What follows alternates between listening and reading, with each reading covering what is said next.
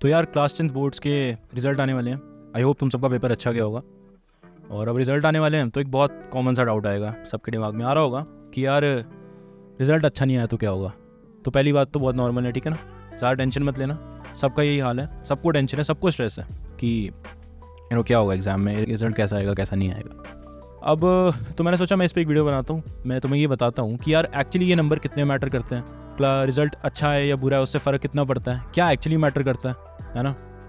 Straight answer short, इतना भी matter नहीं करता, ठीक है, बहुत कम जगह मैटर करता है। और ये बात मैं क्यों कह रहा हूँ, क्योंकि I myself have been a student of this system, ठीक है ना। मैं क्लास 10th बोर्ड्स मैंने 3-4 साल पहले पास किए थे, ठीक है ना। और मेरे क्लास 10th में डिसेंट नंबर आए थे, अच्छे नंबर आए थे, मेरी एक्सपेक्टेशन इतने नहीं आए थे जो कि बहुत से बच्चों के नहीं आते। बट अब तो 3-4 साल हो गए हैं और मैं काफ़ी चीज़ें रियलाइज़ कर चुका हूँ जो उस टाइम पे मैं गलत सोच रहा था, जो मैं उस टाइम पे एम ही सोच रहा था। वीडियो पूरी देख लेना, ठीक है, आधी मिसकंसेप्शंस के साथ मत जाना। छोटी सी वीडियो है, आराम से देखना, एकदम लाइट होके जाओगे इस वीडियो के बाद, आराम से चिल जाना, सुनो बस। अब क्लास 10 बोर्ड्स एक्चुअली मैटर कहाँ करते हैं, ये नंबर मैटर ना फ्रैंकली करते हैं सिर्फ, अगर मैं मार्क्स की बात करूँ तो मार्क्स मैटर करते हैं सिर्फ कि तुम्हें किस तरह का स्ट्रीम सेलेक्ट करना चाहिए, स्ट्रीम सेलेक्ट करना चाहिए, ना कि स्ट्रीम मिलेगा। जो ये मिलने वाला डाउट है ना, ये मैं सबसे पहले क्लियर कर दूं, ऐसा कोई रूल नहीं है कि अगर आपके इतने से अबव नहीं है, इतने परसेंट से अबव नहीं है तो आपको ये स्ट्रीम नहीं मिल सकता। ये सिर्फ premium high top notch schools की एक गिमिक है, एक मेथडोलॉजी है जो वो फॉलो करते हैं। क्यों? ताकि उनके स्ट्रीम्स में, उनके अच्छे स्ट्रीम्स में, उनके स्कूल्स में अच्छे क्रीम लेयर के बच्चे ही एडमिशन लें। अब बात ऐसी है कि यार अगर तुम्हें अच्छा स्कूल नहीं मिल रहा तो क्या वो प्रॉब्लम होगी, ये भी एक चीज़ आती है दिमाग में कि यार स्कूल अच्छा नहीं मिलेगा। मैं बताऊँ, मैंने स्कूल छोड़ ही दिया था क्लास 10th के बाद, ठीक है। मैं एक डमी स्कूल परस्यू करने लगा था। क्यों? क्योंकि मेरे माइंड में मेरे गोल्स क्लियर थे और उन गोल्स को क्लियर करने के लिए मुझे स्कूल का तो कोई इंपॉर्टेंस दिख नहीं रहा था, ठीक है। फ्रैंकली स्पीकिंग 10th के बाद टीचर्स पे डिपेंडेंसी बेवकूफ़ी है, ठीक है। 10th के बाद अगर तुम बुक से और NCERT पे फोकस कर रहे हो, NCERT पे रिलाई कर रहे हो, अनलेस एंड अनटिल तुम्हें बोर्ड्स में अच्छे नंबर लेने हैं, मैं बाकी एग्जाम्स की भी बात कर रहा हूँ, अगर तुम्हें सच में सब्जेक्ट्स को डेवलप करना है, सब्जेक्ट नॉलेज को डेवलप करना है, तो सेल्फ लर्निंग, सेल्फ स्टडी और self schooling, I would say self schooling would be the right term. Self schooling ही आपको दूर तक लेके जाएगी, थोड़ा आपको एग्जाम्स क्रैक करने में हेल्प करेगी, आपको बताएगी कि what actually studies, what actually studying every day and studying in a good manner is, ठीक है। व्हाट एक्चुअली पढ़ाई का आर्ट क्या है, तुम्हें समझ आएगा।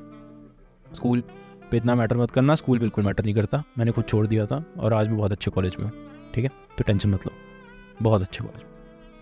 तो अब अगले पॉइंट जो आता है कि यार 10th में नंबर नहीं आया तो क्या यार पेरेंट्स डिसअपॉइंट हो जाएंगे, है ना, पेरेंट्स डिसअपॉइंट हो जाएंगे या फिर रिलेटिव्स क्या कहेंगे। तुम ये भी सोचो कि यार मैं खुद से हार गया, राइट, कि मेरी वर्थ कम हो गई। क्यों? क्योंकि मैं अपनी एक्सपेक्टेशंस पे खड़ा नहीं उतर पाया। देखो यार, जो एक्सपेक्टेशंस है ना वो तो हर कोई लगाता है और बहुतों की पूरी नहीं होती। बट द थिंग इज़ कि हम ना क्या करते हैं, हम चीज़ों को थोड़ा सा आइडियली लेने लगते हैं। हमें ऐसे लगने लगता है कि जब मैं ये कर रहा हूँ तो everything would go in my zone only, in my favour only. But ऐसा नहीं होता। मे बी एग्ज़ाम का पैटर्न कुछ और था, मे बी जितने लेवल की थ्योरी या जितनी अच्छी थ्योरी आपने लर्न की थी उतनी अच्छे से आप उसको एक्सप्रेस नहीं कर पाए एग्जाम में। बहुत से फैक्टर्स होते हैं, राइट।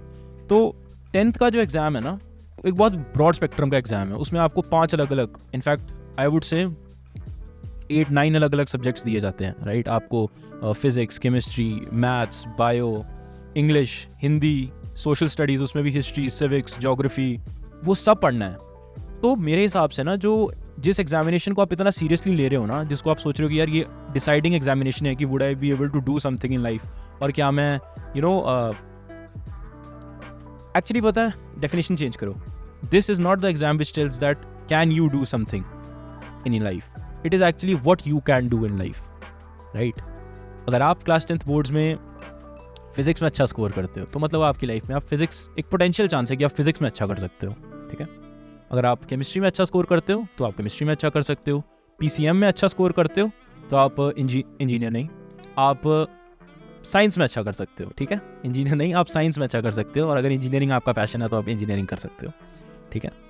आप रिसर्च में जाना सकते हो, आप जा सकते हो। हिस्ट्री, सिविक्स आपको याद करना अच्छे से आती है, क्योंकि अभी तो याद ही होती है ना। 10th में हमें कोई सिखाता है कि यार हमें हिस्ट्री और सिविक्स की जो वैल्यूज़ और जो मॉरल्स हमें मिलते हैं, हमें उन्हें इम्प्लीमेंट करना है लाइफ में। या फिर क्या ऐसी कोई एक एक्टिविटी भी होती है जिस चीज़ में जिससे हमें उसकी प्रैक्टिकल एप्लीकेशन पता चले कि हमें कोई केस स्टडी दी जाती है, कोई रियल लाइफ कोई प्रेजेंट डे एग्जांपल दिया जाता है, राइट?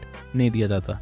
तो आई कांट से कि सोशल स्टडीज़ में जो अच्छा है वो हिस्ट्री, सिविक्स, पॉलिटिक्स या पॉलिटिकल साइंस इन सब के लिए अच्छा है कि नहीं, वो आपको थोड़ा एक्सप्लोर करना पड़ेगा। बट क्योंकि मैं एक साइंस का स्टूडेंट हूँ तो मैं क्लियरली कह सकता हूँ कि if you are good in PCM then you must try science, okay, you must try science. And if you are good in bio then you should try medical science. अच्छा रहेगा, तुम्हारा दिमाग खुलेगा बहुत अच्छे से। अब फैमिली, राइट? एक्सपेक्टेशंस तो यार थोड़ी सी रियलिस्टिक रखनी पड़ेंगी। आई नो सब कुछ अचीव नहीं होता। तुम्हारे पेरेंट्स ने तुमसे कुछ एक्सपेक्टेशंस लगाई थी, बट एक्चुअली शायद उन्होंने तुमसे एक्सपेक्टेशंस मार्क्स लाने की कम। मार्क्स तो उनके लिए था कि हाँ मेरा बेटा मेहनत कर रहा है, मेरी बेटी मेहनत कर रही है, तो शायद इसके मार्क्स आए। बट उनकी जो असली एक्सपेक्टेशन थी ना तुमसे, वो थी कि तुम सिंसियरली काम करो, तुम सिंसियरली मेहनत करो अपने एग्जाम्स के लिए, और अगर तुमने वो की है देन यू हैव वन, ठीक है, you have one there trust. Believe it और नॉट, वो 2 दिन के लिए थोड़ा सा मायूस होंगे कि तुम्हारे उतने नंबर नहीं आए जितना उन्होंने सोचे थे या जितना तुमने सोचे थे, जितने सुनाने लायक थे। बट उसके बाद they will be very happy कि यार मेरे बेटे ने मेहनत किया, मेरी बेटी ने सिंसियरली अपने एफर्ट्स मारे, सिंसियर एफर्ट्स दिए, और उसके बाद शी और he has achieved something, and now I will support him in whatever decision he takes. I will help him taking that decision कि अब उसे आगे क्या परस्यू करना है, ठीक है? तो एक्सपेक्टेशन की टेंशन मत लो, रिलेटिव्स की तो टेंशन मत ही लो, ठीक है? तुम कल सक्सेसफुल हो जाओगे, दुनिया की टेंशन मत लेना, तुम कल सक्सेसफुल हो जाओगे, कल तुम कुछ अचीव कर लोगे, वो पिछली बात भूल जाएंगे, ठीक है? अगर तुम कल कुछ अचीव कर लो ना उनके लिए तुम्हारे पास्ट मैटर करेगा, राइट? ना उनके लिए तुम्हारी पास्ट की अचीवमेंट्स मैटर करेंगी, क्योंकि तुमने कुछ नया अचीव कर लिया, वो तुम में और बड़ी एक्सपेक्टेशन के साथ देखेंगे। उनकी आदत है, दुनिया की आदत है। और ना ही उनको तुम्हारी स्ट्रगल से कोई फ़र्क पड़ेगा। तुम्हारी जर्नी ना तुम्हारी खुद की है। तुम अपने आप को एनालाइज करो, सेल्फ एनालिसिस करो, देखो कि तुम अपनी नज़रों में कहाँ खड़े उतरे। अगर तुम अपनी नज़रों में खड़े नहीं उतरे ना, अगर तुमने अपना 100% नहीं दिया, अगर तुम 365 में से राइट 200 दिन भी सिंसियरली नहीं पढ़े, तो तुम जानते हो कि कहीं ना कहीं फ्लॉ तुम में है। लेकिन अगर तुम ऐसे नहीं हो और तुमने अपना बेस्ट दिया, तुमने अपने बेस्ट देने की कोशिश की, तो तुम टेंशन मत लो। 10th के मार्क्स कहीं भी मैटर नहीं करने वाले। बस इनसे इतना सीख लेना कि यार 10th में चीज़ें बहुत ज़्यादा सुपरफिशियल थी, आगे चीज़ें बहुत ज़्यादा प्रैक्टिकल, बहुत ज़्यादा ग्राउंड लेवल पे, और बहुत ज़्यादा एप्लीकेटरी होंगी, बहुत ज़्यादा प्रैक्टिकल होंगी। तो तब तुम्हें सिर्फ बुक्स पे या सिर्फ उस पर डिपेंड नहीं रहना। मैं ये नहीं कह रहा जिनके कम नंबर आए, जिनके ज़्यादा आए ना, जिनके अच्छे आए हैं, वो भी ज़्यादा खुश मत होना, क्योंकि 10th is just like a practice examination. सिर्फ एक प्रैक्टिस एग्जामिनेशन है, your first practice national examination, nothing more than that. उसमें आपको रिप्रेजेंटेशन पे फोकस करना पड़ता है, जिसका आगे बहुत कम काम है फॉर साइंस स्टूडेंट्स और may be theoretical subject students. But जो असली चीज़ 10th में लैक करती है, या फिर जिस पे हमें फोकस करना चाहिए था शायद, अब एक्चुअली हमें फोकस किस पे करना है? हमें फोकस करना था कि यार हम किस सब्जेक्ट को पर्सनली इमोशनली कनेक्ट किस सब्जेक्ट से हुए। क्या हमें फिजिक्स की न्यूमेरिकल्स पसंद आए? क्या हमें केमिस्ट्री की थ्योरी, केमिस्ट्री की प्रैक्टिकल पोर्शन पसंद आया? हमें केमिस्ट्री का न्यूमेरिकल पोर्शन पसंद आया? हालांकि बहुत कम इंट्रोड्यूस किया जाता है, बट स्टिल थोड़ा रिसर्च करना। अभी तुम्हारे पास टाइम है, ऐसी वीडियोस देखो और वीडियोस देखो, सब्जेक्ट्स के बारे में जानो। क्लास 10th के एग्जाम्स की टेंशन छोड़ दो, हो गया रिजल्ट, अब हो गया जो होना था, ठीक है? रिजल्ट्स आ गए, स्ट्रीम तुम कोई भी चूज कर सकते हो, अब आगे फोकस करो। अब तुमने ना एक जर्नी कंप्लीट की है, so be proud of that for first, ठीक है? अब तुम्हें एक न्यू जर्नी स्टार्ट करनी है, जहाँ पे तुम जितना पढ़ चुके हो आज तक क्लास 10th तक तुम फिर से पढ़ोगे। तुम्हें वो सारी चीज़ें रिवाइज करनी पड़ेंगी, तुम्हें वो सारी चीज़ें आगे पढ़नी पड़ेगी। मैं डरा नहीं रहा, मैं जस्ट बता रहा हूँ कि यार आगे चीज़ें बहुत ज़्यादा इन डेप्थ और डिटेल होने वाली है। और जितना अभी तक पढ़ा डजंट मैटर, जितना पढ़ा था ठीक है, बट आगे सिंसेरिटी ज़रूरी है। जिनके बहुत अच्छे नंबर हैं उनके लिए भी, जिनके नहीं है उनके लिए भी, क्योंकि चीज़ें बदल जाती हैं, ठीक है?